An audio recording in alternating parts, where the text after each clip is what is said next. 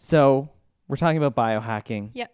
And I'm in love with doing cold exposure, breath work, Yes. sauna, Yes. and probably a bunch of other things. I'm wearing these glasses, which are blue light glasses, which I guess would be considered biohack glasses because I'm enhancing my life biologically by hacking. And it sounds cool. I feel like biohacking is like the new... What would it even be? Like it's Gym bro. Gym bro. That's what it reminds me of. Oh, biohacker. Yeah. Oh, such a sunny day when nothing's in our way. Take my hand and And it's funny. A buddy of mine went to a biohacking conference. Yeah. And he was telling me about it. And it's kind of weird because all of the things biohacking does is really just to emulate what natural life does. Yeah. It's like if you just live a normal life out in the woods, I guess that's not normal now, normal's changed. But if you're like, living amongst the trees and getting your exercise by walking in the woods and grounding, like the one that I find hilarious is grounding. We put a term around walking barefoot. I know. We have to have like this label. Yeah. It's like, I'm biohacking. I took my shoes off outside. Getting the negative ions from the earth. Yeah. And I'm magnetizing myself. I'm walking out during the day, which means I'm getting my daylight exposure, which means like I'm getting like a biohack on. I went swimming, I got my cold exposure done. We've like data driven, just living. Yeah, everything just has a title. Yeah, it's so funny. Everything has a name around it. I know. I'm breathing, so like I'm doing breath work. But like breathing, walking barefoot, and getting sun is really important. It is. I know, but it's sad that we live in a world so dissociated from true living that we have to have these like epic titles around it. Yes. It's like going shopping. Yes. It's like, oh, I bought the breathwork package. I bought the grounding package. I stared directly at the sun for 5 minutes. Do you know is it butthole? For there, I think you just like put your butt to the sun because there's no sunlight that gets to your butthole and it actually like does something. Or your poontang. Your poontang. What's your poontang? Pootie tang? Really? I actually don't know. Do women like... No, I don't know. Get the sun. I'm careful grateful. Of Ollie. I think so. Really? I'm grateful. Great gratitude. On my butt. That is how you feel gratitude. That is. That's how you feel good? Yeah. That's how I feel good. Got my butt gratitude. Yeah, there's just biohack everything. Yeah. Everyone's hacking everything. Everybody's hacking everything. Yeah. So we're going to get into... Talking about all of it. Yeah. Starting off with my weekend here at Cold Camp. Welcome back. Thank you. Yeah. Thank you. I just spent the past weekend at a lovely little place called Cold Camp. Yeah. And I was welcoming you back, but I was also welcoming our little chickens back. Hi, chickens. How are you doing? Are you chickening? What do chickens do? They scratch? They cluck? They cluck. How's it going? What's How's going it clucking? on? Mother cluckers. Okay. There's so many chicken puns. I love chicken puns. You are a pun master. Just cracking yolks. Anyways, you have just come back from... Cold Camp. Canadian Cold Camp. Yeah. Ooh. So a few years ago, me and some friends decided to build a company around cold exposure. And the place where it was founded is now the home of Cold Camp. Yeah. And it's this little place where you can go do cold dipping, saunaing. There's a nice relaxation spa type space, bands, all of that stuff that come playing over the weekend. It is beautiful. It's a stunning spot. It's beautiful. There is no better place for your balls to freeze off than Cold Camp. At least you're looking at something nice. Yeah. Yeah. It's true. It's nice, but then when the wind's blowing really hard, I think one of the hardest things when you do cold exposure, especially like outdoors, is it's like unpredictable. Yeah. You can go into a stream and the water could be like throwing you everywhere. You go into an ice hole and you don't know what's under there. Yeah. I remember what happens is with your brain when you go do this stuff is you start to think of the worst possible outcomes. I'm acting as if I've never done this. I have done this. You've done this, yes. yeah. But like Keep for going. me, Tell me. yeah, as if you're a person who's never done it before. The worst possible outcomes play through your head. Yeah. Every time. If I'm in a chest freezer, I'm like, I'm gonna get electrocuted. If I'm in open water, my brain's like, sharks are coming. Yeah. If I'm in ice, I think the ice is gonna like crack and split me in half. Like, oh my God. I play through these Final Destination things almost every time. That's terrifying. Is that where you get all your movie ideas from? Yeah, probably. These dark, cold, dipping fantasies. How was your time while I was gone? It was good.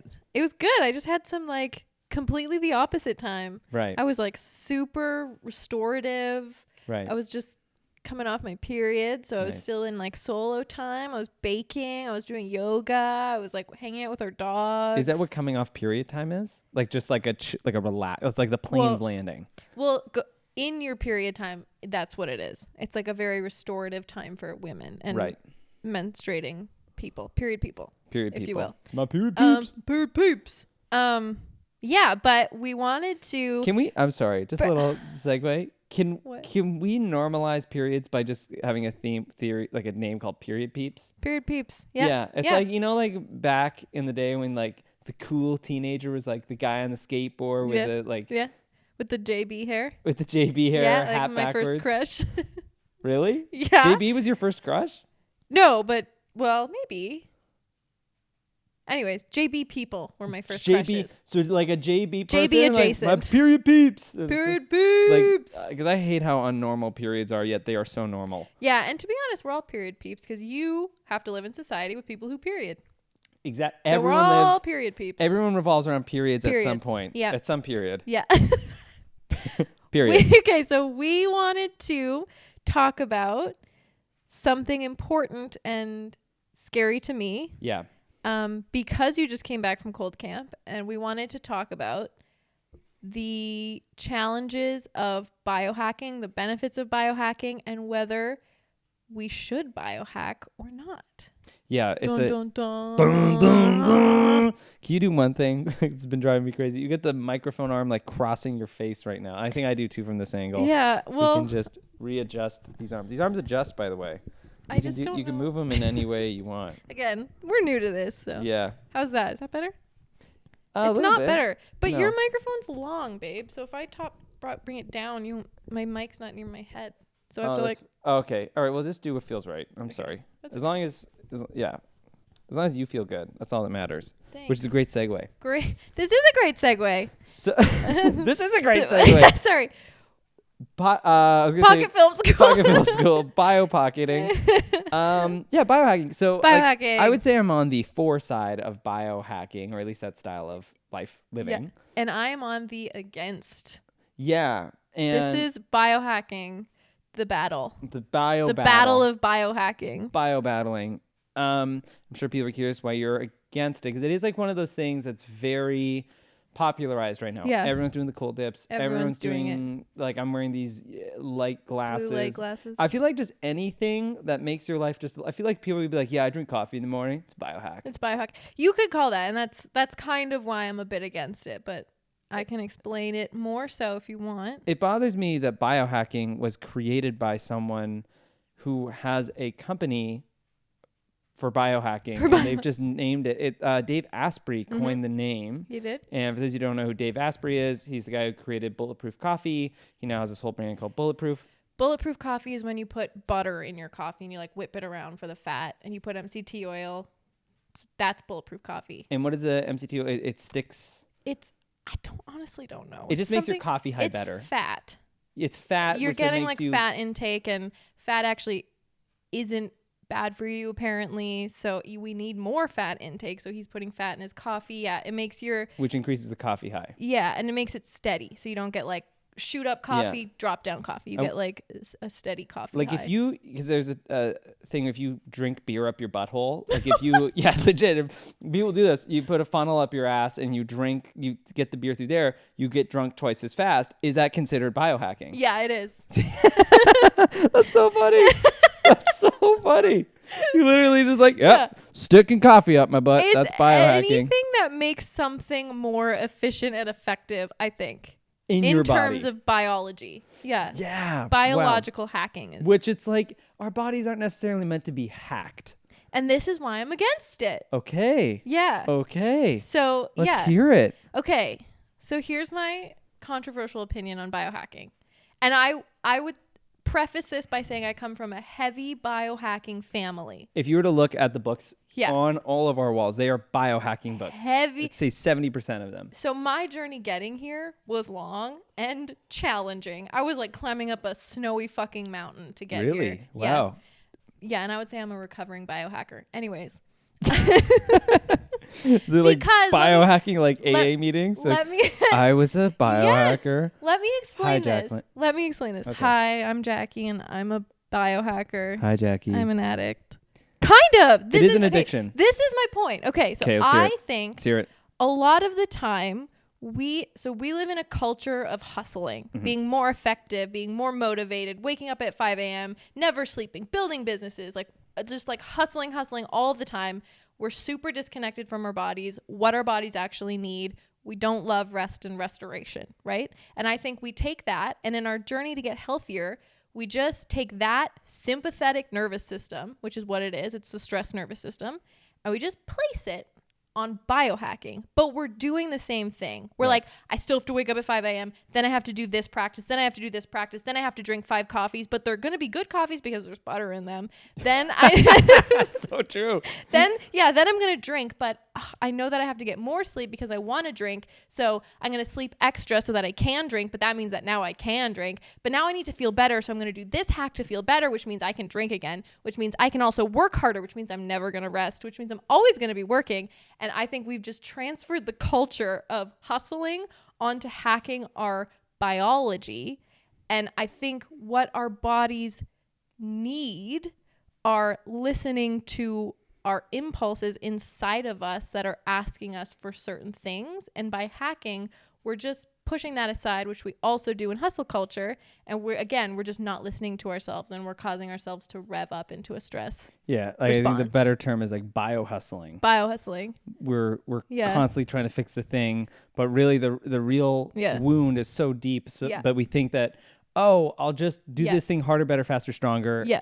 And I'll be better. And this one practice is going to fix me. Yeah. I'm going to do whatever. I'm going to shave my face. I'm going to gua sha. What's gouache? I'm going to put rocks all over my face. I was going to rock my face. And I'm going to be better. No, it's fine. I smoke cigarettes out my nose. It's totally fine. It's better for you. Yeah. It's hacking. I put meth up my butt so I don't get it in my lungs. Don't you get it? Yeah. I get it. I totally get it. Yeah. And I mean, it's tough to hear being a biohacker, being I'd say a using and abusing biohacker. But I think with all things comes intention. It does, yeah. And intention can get lost in obsession. Yes. And obsession, I believe, is rooted in not having a real connection with your body. Yeah. Right? So I think like step one, I think it's like going to the gym. You got to do an assessment when you go to the gym. You got to figure out what's going on with your body. And I think with biohacking, first thing you got to figure out is like, what's going on in my brain before I start putting all these practices in. What's going on with my body and my brain? Right. That connection, mind-body connection. Do I even fucking have one? Right. Because the popular one. So I just came back from cold camp and I've been doing cold exposure consistently for 2.5 years now. Mm-hmm. It's been a very beautiful practice for me. Mm-hmm. I would say it's been one of the most beneficial things that I have in my year, so much so that it's one of the things I miss winter for. As soon as summer kicks around, I'm like, damn, I can't go into my frozen ice hole down by the river. Yeah. And instead I got to go into that nice, gently cool water. Oh yeah, on a hot summer day. Yeah, fuck. Damn, my floaty, beer koozie, cozy, whatever those things are called. Beer koozie. Are they koozies or cozies? I think they're koozies. Is it like a jacuzzi for your beer? Gucci? Is it Gucci? It's Gucci. But cold exposure is something that I like. Sauna practice is something that I like. These old ancient rituals that I think that have been in cultures for a very long time. Yeah. Before hustle culture was involved, they were just things that people did. Yeah. I find a great deal of alignment with. Yes, you do. And I think there's a reason why they work for you. Right. And why they don't work for other people. So what's the first step to find if it works for you? Because it does work for a vast majority of people. Yeah. So first thing I would ask is it doing what you really want it to do? Right. So it's intention. Yeah. So for instance, I was told that it will heal my anxiety. That's a big part of it. Yeah. It did not heal my anxiety. Yeah. And the reason it didn't is because I had zero connection with my body. I was so dissociated from my body and so shut down that shocking myself into a sympathetic response, which is the stress, which happens when you go in really cold water, right? Your body gets really stressed.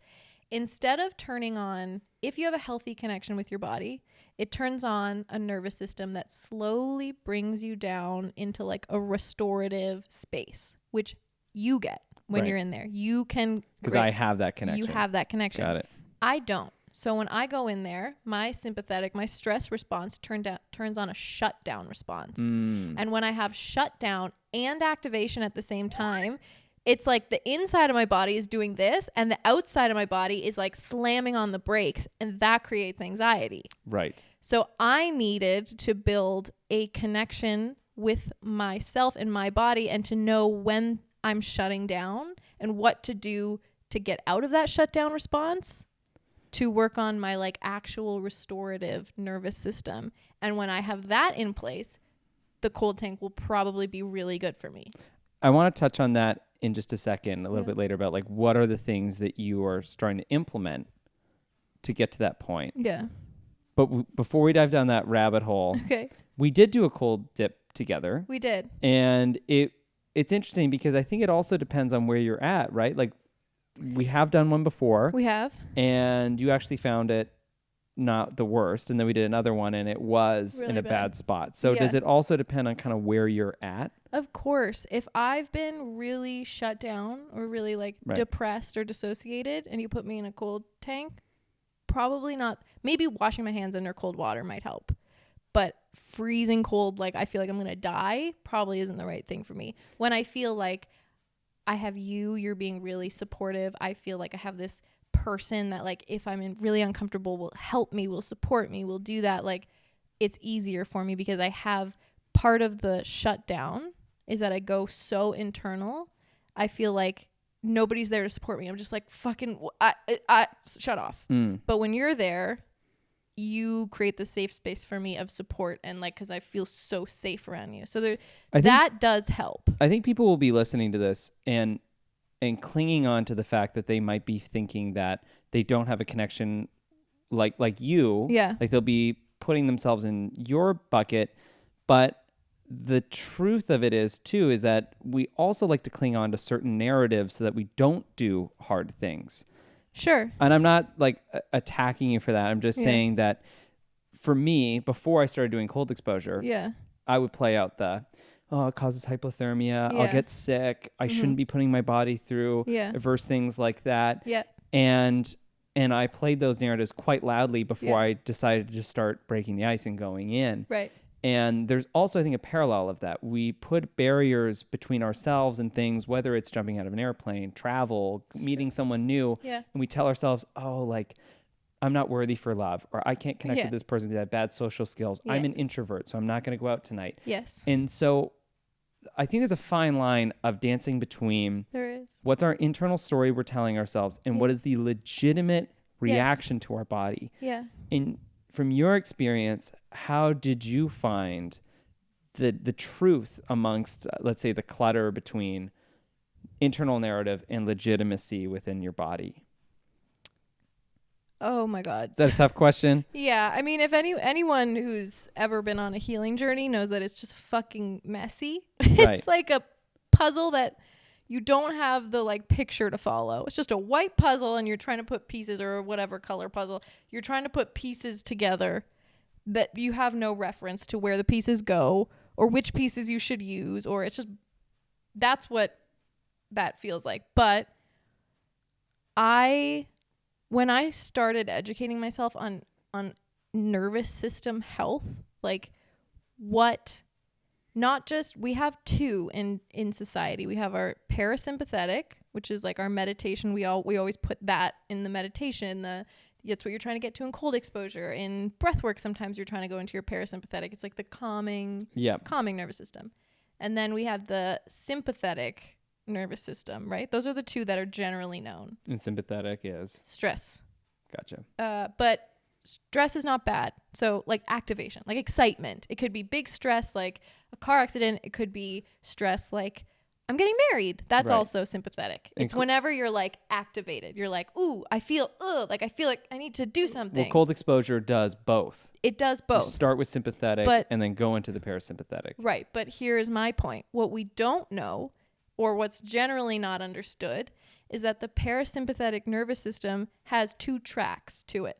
So we have our sympathetic, then we have our parasympathetic, and I'm not quite sure on exactly what. There's like a dorsal vagal and a ventral vagal, whatever.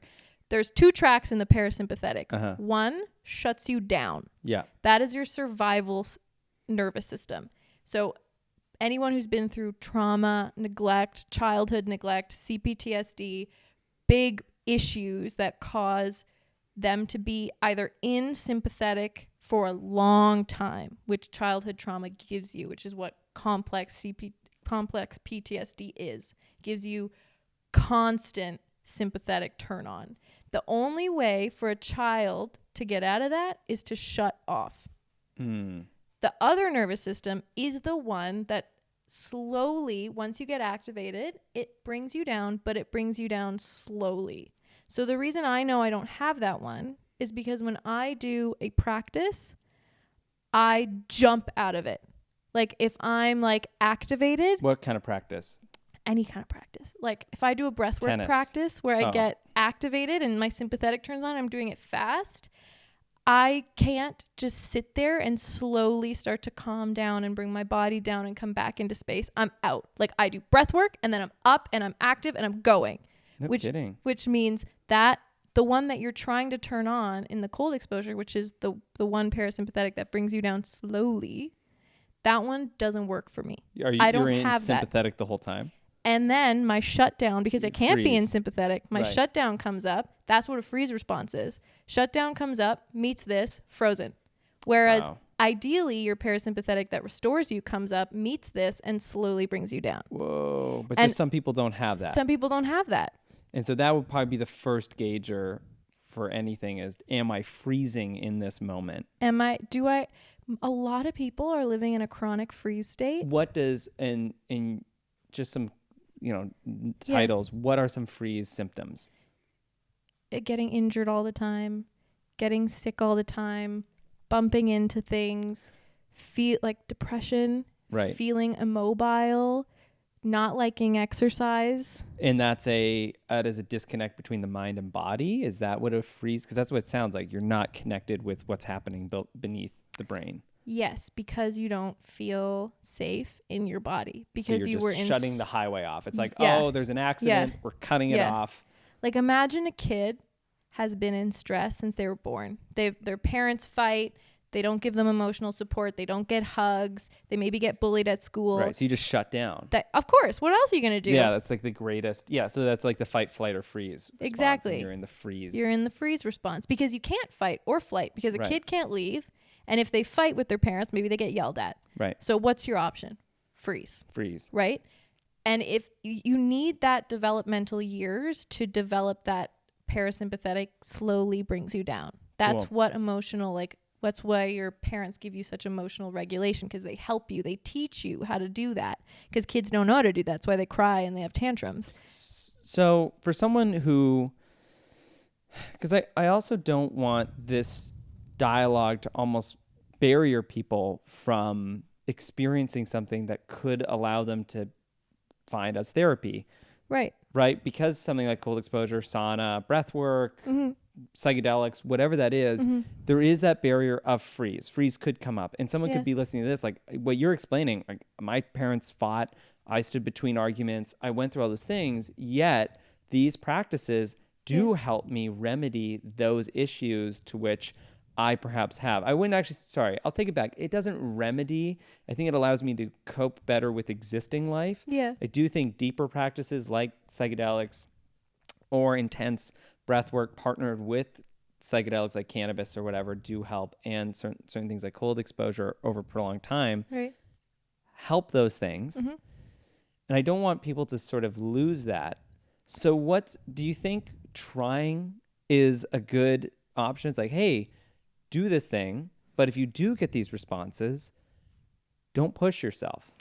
Well, okay. First of all, the reason I'm so passionate about this is because there isn't, I don't think, enough education around these practices that are quite intense. Right. And there's a stigma around them. 100%. But by breaking the stigma, we've tried to go 100% the other way by saying, no, these are going to fix you. And I don't think either is true. I just think just like health just like your medical doctor or your naturopath needs to look at you as an individual. Yeah. We need to look at each human being as an individual. And there needs to be more understanding of like, let's figure out whether this is going to work for you. Okay, if you want this to work for you because you really want to do it, okay, let's figure out how to get you there. It almost has to be like a travel agent for biohacking, where it's like, oh, okay, so here's what's going on in your body. Yeah. Looks like you need a little bit of microdosing here and maybe this, or you don't need any of it. Yeah, you can just go right into it. And I wanted to talk about you because you just said that you know, your parents fought and you got in the middle of it. But I actually disagree about your upbringing. I think that happened. Right. But you also got a lot of support from your parents. I did. Yeah. You got like, would you say that they were there to emotionally support you? They were 100%. Yeah. 100%. Did you have a lot of like emotional connection with them? Yes. Yeah. So though some things happened to you, I do think that you do have a bit more of a runway for someone to run off of. Whereas other people, like I grew up basically feeling scared of my parents. Yeah. I didn't feel like I could go to them when I was having challenges or when I was crying, I got reprimanded. So that is going to turn on my shutdown response. Whereas I think if you cried and you went to your parents, they'd probably give you a hug, right? Mm-hmm. And say, I'm so sorry, Zach. Yeah, and they give me a cookie and they pat me on the head. But that's what kids need. They do. I wish I got a cookie and a head pat. I didn't get cookies, but nor did I get a head pat. But you're right. We all need that. Yeah, and not to say that you didn't have your own challenges and you didn't have your own traumas, but you had that. At least you had something. Yeah, and when we lack those support systems, being in a stressful situation is 10 times more stressful because we don't have that container that we grew up with. Exactly. And I think it's also sort of how things like religion, medicine, and any other powerful tools that most come across, it's like that opposite end of the pendulum swing. Yeah. When you experience something that is so profound, finding God or finding nirvana in breathwork, you're going to want to preach that to everyone. Oh my God, I did this thing. I took magic mushrooms and it's like unbelievable experience. I shoved them up my butt and I saw God.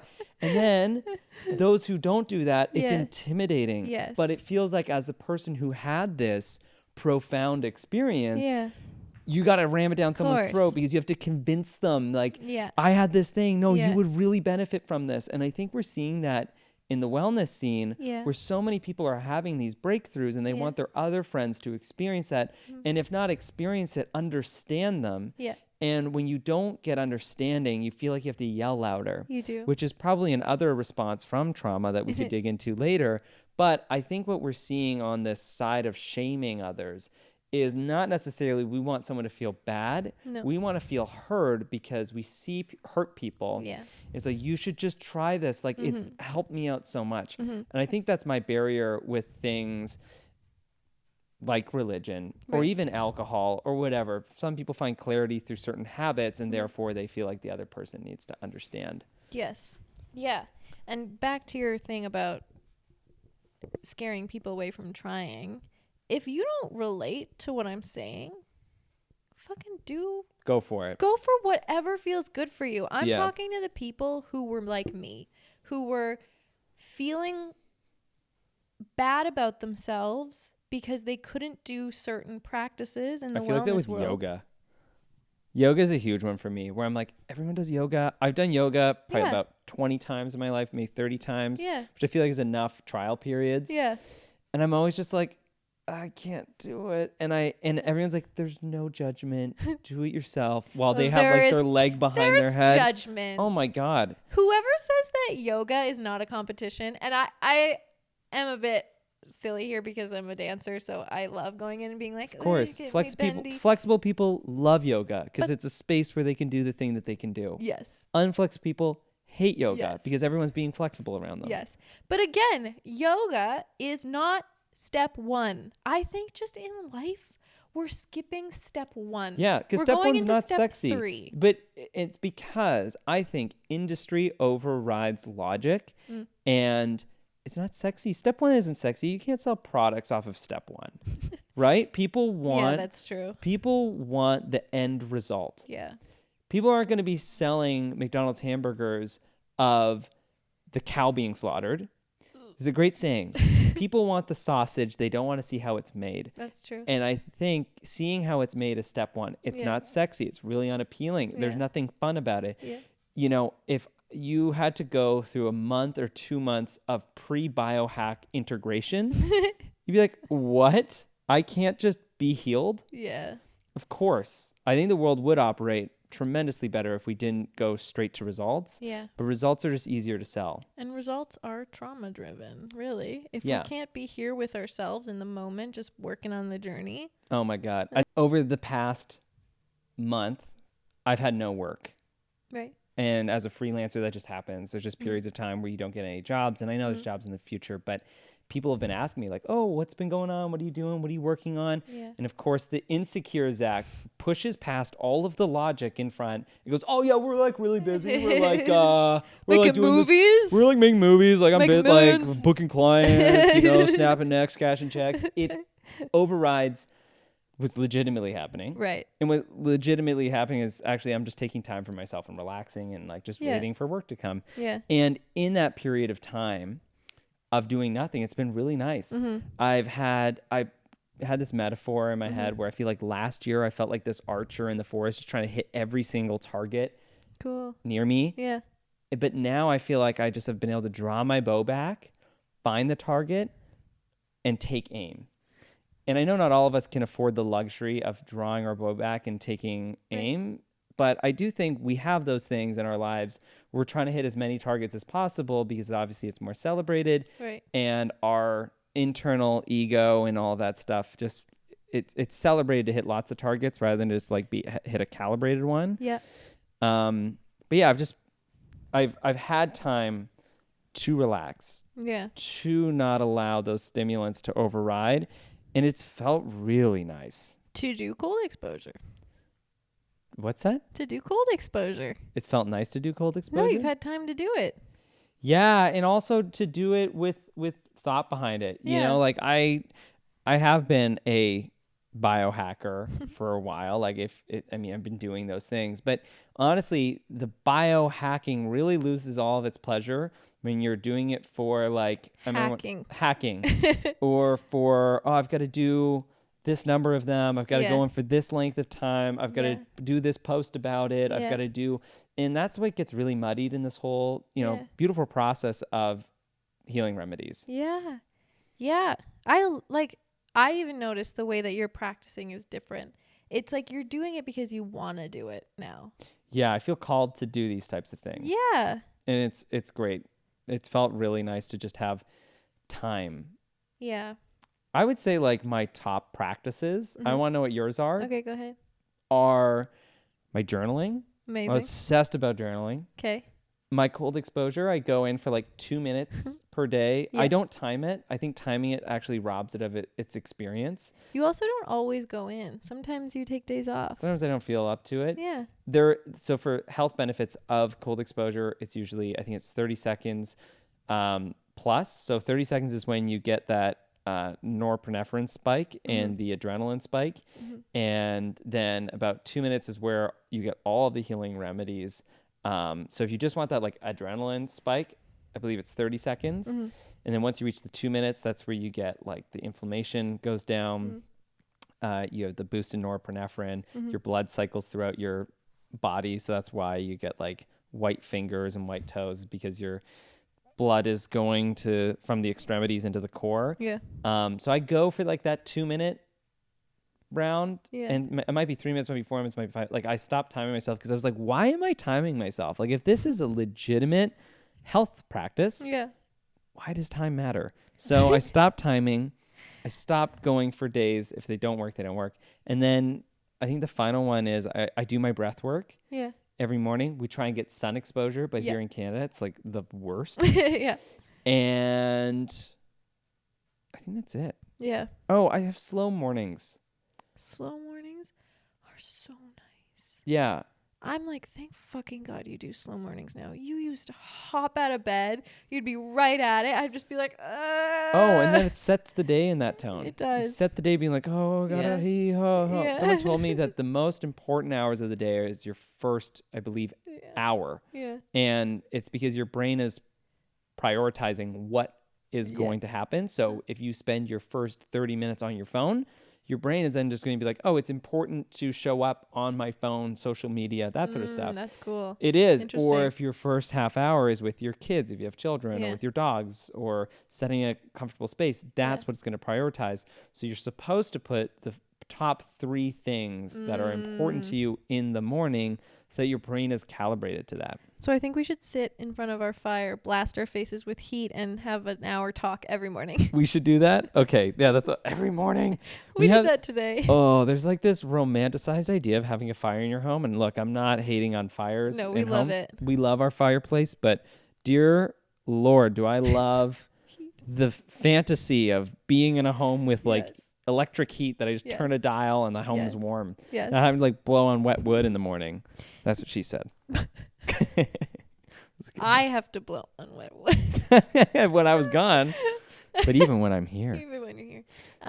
What are your practices that you religiously do? I really like this because it's like the cocktail of what our bodies need. Yes. It's like our own individual smoothie. Yeah. You know? Yeah. Like, what are the ingredients you put in your smoothie and what are the ingredients I put in my smoothie? What's your smoothie? What do we mix in here? Currently, my smoothies are not really practices. They're like getting outside in the morning. Nice.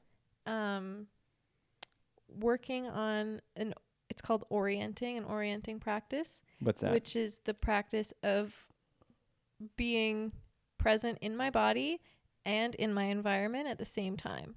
So like, okay, I'm sitting on this couch. I can feel my body on this couch, and I can also feel Ollie's breathing, and I can hear the fire crackling, but I'm not hyper attuned to one. I'm not only solely focused outwards or only solely focused inwards. I'm both. Oh, whoa. Yeah. It is like, that is the hack for presentness. It is. Jeepers. I just did it for like 3 seconds. I'm like, oh my God, so much is happening. Yeah. People think presentness is meditating. That's being with your internal thoughts. Yeah.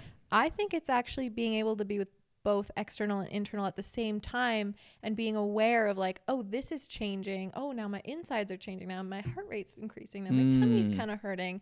But not necessarily acting on it. Just like, oh, that's interesting. My breath's getting shallower. Fascinating. Did you know that we see only through pinholes through our eyes? The rest is just information that it builds around the edges. I actually see a little version of me in my head that sees out through the windows of my eyes. Right. Well, they look through little tiny hole windows. Okay. The rest is information. That's interesting. Yeah. So you're like making it up? Yeah, so it's all, that's why we like see like little glimpses here and there, like, but that's why in the dark, all we can see is like directly in front of us, because behind us and beside us, our brain hasn't gathered that information. So it's all just data that it's built up, and someone's going to comment and be like, that's not true, but I'm almost certain that's how our brains work. It's teeny tiny pinholes. Okay. And it seems like presentness is the same. Our brains operate in this like pinhole vision. It's like, listen to what Jackie's saying. That's all that's happening. Yeah. But if we allow ourselves to like breathe or like allow the moment to come in. I'm getting a phone call. I'm so sorry. We can hear. Yeah, now that's all I can hear. But I can just hear Jackie's phone vibrating. But if you take that moment to, what is it called? Orient. Yeah. You can, all of a sudden, it's like you see outside of that pinhole. Yes. You hear the sounds, the phone vibrating, the fire crackling. Yes. And you're also aware of your internal stuff. Cool. And then the second part of my cocktail is listening to the impulses that I'm hearing as a result of orienting to myself and my environment. Cool. So like if I'm thirsty, like, oh, I should probably drink some water now, because when you're dissociated, you don't do that. Or how often do you orient? As much as possible.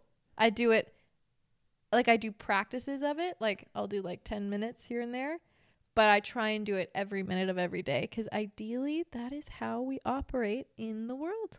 Cool. So that should be our original state. Just fully present. And it's already becoming more natural to me. Interesting. It's like you're creating the pathway. And because of that, I can come out of my shutdown mode, which means I could probably do cold exposure a lot better now. Whoa, we should try it. Maybe. Yes. Maybe bring you in. Yeah. Let's do it. So those two are probably my biggest two right now, impulses and orienting. And then I really like doing like mobilization practices, which is like if I'm feeling activated, if like my stomach's starting to get like blah, blah, blah, like excited or stressed or whatever, I'll do like specific movements for whatever I'm feeling in that moment. Cool. Yeah. So like you just be like. Yeah, actually, yeah. And like oh, that's why you do that. Yeah, if I'm stressed, it's like, Jackie's just sitting there. She's like, actually oriented. Although when I was doing my like couple lessons of my certification, remember, like you would look over, like my feet would be in the air. Oh my god, it's so funny. And Jackie takes all these different courses. She's always learning something.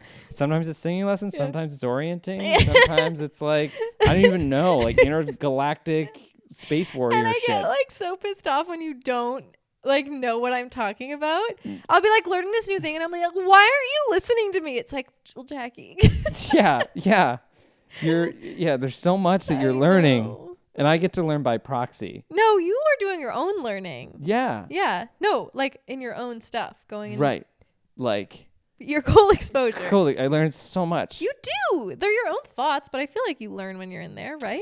Yeah. I've become really obsessed with creating neural pathways and pathways within your body. Interesting. Specifically, so there's this explanation for psychedelics that I love. It's a great metaphor, which is our brains have these pathways similar to how if you were to look at a snowy hill, if you go skiing down it, it creates one path with the ski treads. And we go down that path every single time, go through in those tracks. When you do psychedelics, it's like a fresh coat of snow and you get to create new paths. Yeah. And I think it doesn't just have to be just psychedelics. This is what I'm learning, is that they're the accelerator to creating new paths. But creating new paths is totally doable. And I've had fun exploring those over the last year. Yeah. So, for example, doing a gratitude practice or breath work. But what I've found is, and stop me at any point, but I find that so many people are like, just be grateful. Be grateful. Be so grateful that the couch is here. Be happy. That's just so nice. Yeah, always gotta be happy. Always be happy. Always be grateful. That's how you heal, actually. And it's like it's like I'm grateful for the couch. Yeah. But you're not. No. Like you can't force yourself to feel a way that you don't feel. You say shit and then it doesn't matter. It's like when you look at your partner and you're like, I love you. You're like, you know when they legit are saying that, and sometimes you know when they're saying it just because they had to check the box. Yeah, it's like, yeah, I love you. Okay, back to computer work. Make me hot dogs. Make me hot dogs. I'm thirsty. And I've found that after doing these practices, so the other night, I did this. We have this app called Othership, and they're an incredible company. They have these different breathwork practices you go through, and when you were gone, I did this cannabis breathwork session, and I smoked a joint of weed. It's legal here in Canada, and I went deep into this 1 hour breathwork session, and they lead you through about 40 minutes of like breathwork. So breathwork is like but this was a lot more chill. So it was like slow inhale, slow exhale, slow inhale. And it felt very nice, like I was being like coddled by them. And the whole thing was this very loving practice. By the end, I was crying. And when you're in that state, you're fully connected with yourself. And they get you to think of someone you love. And I thought of you, and I thought of my family, and I thought of all these things. And in that moment, I was legitimately in love and grateful. I didn't feel like when they said like, now be grateful. Yeah. I didn't feel like it was like a gratitude, like mental. It was full body. And in that moment, those pathways were created. And now that they're created like new tracks in the snow from a ski, I can like tap into them. Very cool. So I think we can use these practices as sort of path creators. Yes. To then tap into, and if we do maintenance on them, they can stay fresh. But if we don't do maintenance, that coat of snow can go over top, and we have to recreate them. Yeah. So that's what I did. Yeah. What I'm listening to there is the same reason yoga exists, which is like yoga is a way to preface meditation. It's a way to get into your body and your environment before you meditate. Because if sometimes just hopping into meditation. Is that really? Yeah, that's why yoga, but we westernize these practices and we don't really do them the correct way. So the gratefulness practice, it makes so much sense when you do it with breath work and psychedelics or whatever, marijuana, if you want to, or not. You don't have to. You can get the same benefit not from doing that. You said marijuana like such a like nerdy kid. I am a nerdy kid. Marijuana. I am a nerdy kid. But my point is, we're skipping to step 3, whereas step 1 was connecting to your body. Yes. It was opening the pathway of your brain, your body, getting out of your head, not intellectualizing it.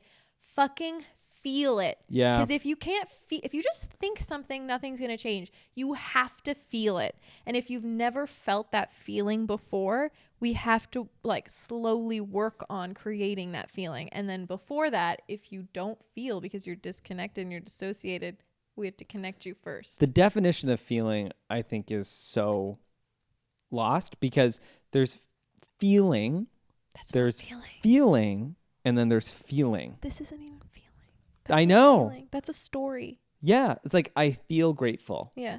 No, you don't. I think Where grateful. Do you feel grateful? In my head right now. But when you feel grateful, where do you feel it? Like genuinely, where do you feel it when you're actually grateful? Oh, it's like this tingling sensation that goes from like my core outwards. I can feel like the veins. Yeah. So now every time you want to feel grateful, what are you going to do? You're going to try and turn on those tingles? I'm going to smoke a joint and do a breathwork session for an hour. No, but you just named what it felt like. So now you know. You can bring that feeling back up. You know what it feels like. Yeah, 100%. Yeah, once that pathway's made, it's like if you are loved, you know what that feeling is like, and it's much easier. Yes. And it's like you're always loved.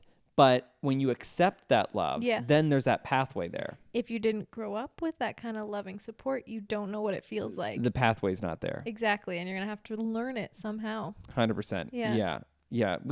We're meaning-making machines and learning monsters. Learning monsters. Yes. Learn. What are you learning this week? Me? Yeah. Yeah.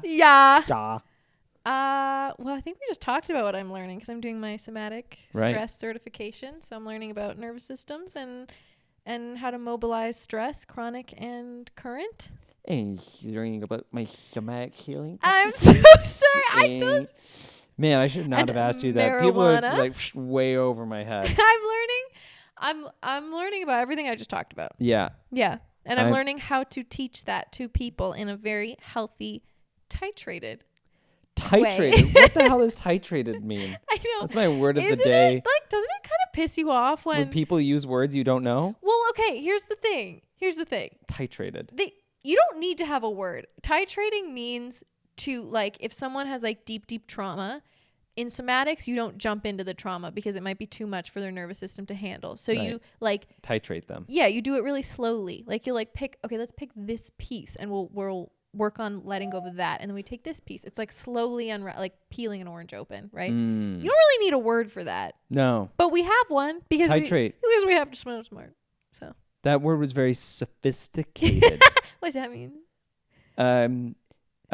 It's like things are complicated and it's like a big word that you know what panache means?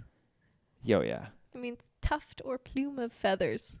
Oh, really? Yeah, I know. I always thought it's like you have a nice panache about you. So did I. You got such good panache. Yeah, you got a nice tuft of feathers. So I wonder if that started like in historian era where they're like historian era. But we are very smart. It's very smart and sophisticated. Got lots of panache. I feel like we've been playing this whole time. Like playing smart. What I'm learning this week. Yeah, sorry, I did want to ask. Tonight is date night. Date night. We have been taking salsa lessons. Salsa. And we're learning how to do the salsa dancing, which is very fun. Yeah. I didn't think I would ever be the kind of person to go to dance lessons, but it's been so far, I think, pretty fun. You're also learning that you're way better at it than you think you are. I am learning that. Yeah, I think just the act of doing is the only way you're ever going to know if you're capable of anything. So true.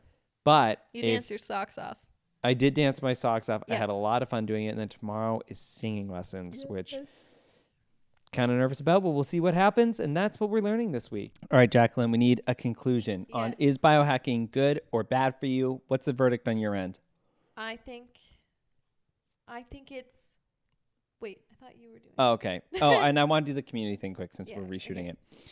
I think something also to mention about any sort of activity that is so profound for people is that it usually is a magnet to community. Yeah. So what we found with this cold exposure thing is we started a company called Unbounded. That community is now thousands of people. The few months ago, we did a dip with over, I think it was like 4,000 people registered. Mm-hmm. And you have this thing of clarity that connects people. And I think it's something so beautiful, especially in times when there really isn't those types of deals. Like the big cling that we sort of found as a culture is like alcohol or substance abuse, and that is finding lack of clarity in order for connection. And now there are these healing modalities like yoga, like breathwork, like cold exposure that bring people together through wellness. And I think it's really beautiful to have a human connection through clarity rather than a substance that, you know, fogs over our vision.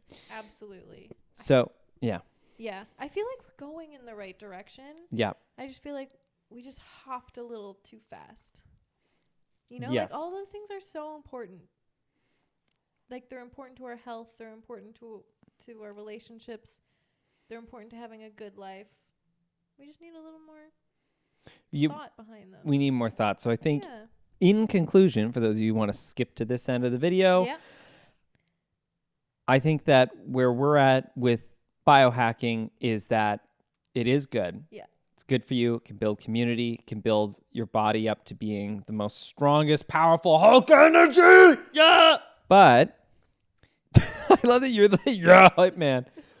But without proper education and proper preparation, it can actually cause damage. And we can override our body's cues for it damaging itself by saying that it's healthy, by feeling shameful for not engaging. Yeah.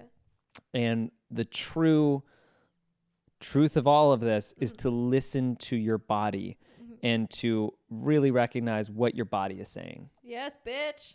Love it. So is it good for you? Ish. Yes. Ish. Yes, with a disclaimer. Yeah. So is it black or white? No. It's gray. Like everything. Gray is the color. We love gray. Gray is in right now. 2023 gray. Yeah, we're just going to paint all of our homes gray. Everything's gray. I'm going full gray. Wearing gray. Calling myself gray. You're going to ask me, hey, Zach, what's going on? I'd be like, gray. It's gray. That's actually the only word I can say now. Gray. Yes. Anyway. It is gray. Be gray. Be gray. We love you. Thank you for watching Little Chickens. Yeah. We hope that you go find the practices and the smoothie that works for you with all the ingredients that you love. Which leads us to the sponsor. I'm just kidding. Total Wellbeing. TotalWellbeing.com. Give it a gander. It's a great website. You get all your somatic healings and all of that stuff in the description. You also can check out Unbounded, which Unbounded is not sponsoring this, but we absolutely love what they do. Actually, all of the healing practices that we have talked about and mentioned about, you can find in the link below. Yep. They are incredible communities and connection points if you are looking to engage with a community outside of substances like alcohol and drugs that bring people together usually. There are other things out there like healing practices, but consult. And one of them might be your ingredient. Yes, but consult your body before going into any of these practices. They should say that. They should be like, consult your doctor and also consult your body before participating. Oh my God. We could talk about that and doctors next time. Next time we're talking about doctors and consulting your body. Being gray. Yeah. Let's go. Let's go. Let's go. Anyways, it's me, Mario. We love you again. Let's finally. go. One more time. We love you. Love you. Ollie loves you. Thank you for watching. Yeah. Like I legit love you. Like I did He's getting tingles in his body. I did a body scan. What'd you call it? Orienting. It's a body scan too. I oriented myself and I can honestly say, wait, I'm actually going to go for it. I'm really going to go for it. Here, 1 second. I love you. And I love you. Oh. Whoa. Whew. I actually tried. And then I'm like, I'm talking to a camera. Yeah, but if you imagine the camera is love Tom Holland. and Jessica Alba from early 2000s. Then it's easy. But if it's Jessica Alba now, a little bit more difficult. No, she's still beautiful. She's still beautiful inside and out. Yes. We love you, Jessica Alba. Yes. Peace out.